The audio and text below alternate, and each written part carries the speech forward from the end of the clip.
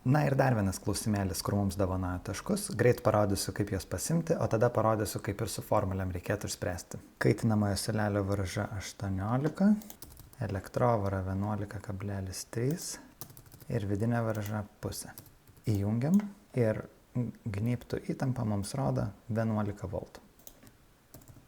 O dabar kaip išspręsti su formulėm. Kaip visada duota rasti.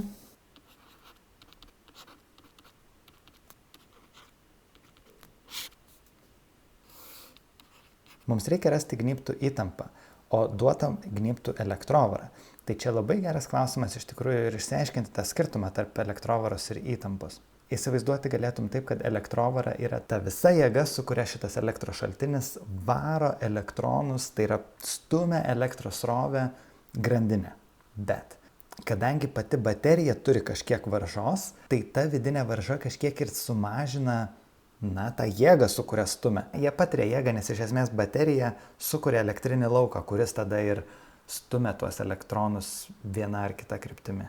Dar kitaip gali galvoti, kad mes tiesiog ieškom įtampos išorinėje grandinėje.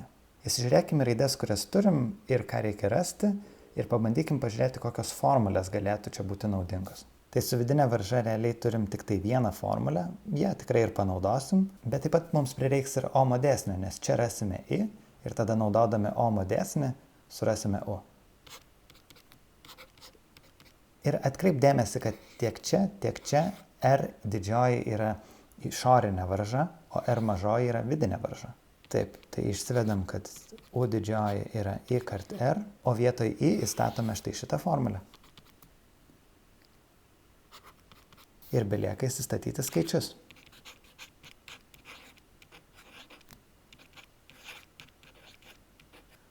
Vardiklį būtinai apskliaudžiam. Gauname 10,99 arba tiesiog suapvalinus 11. Mūsų prašė sveikojo skaičiaus tikslumo, tai tada tikrai ir bus 11 V.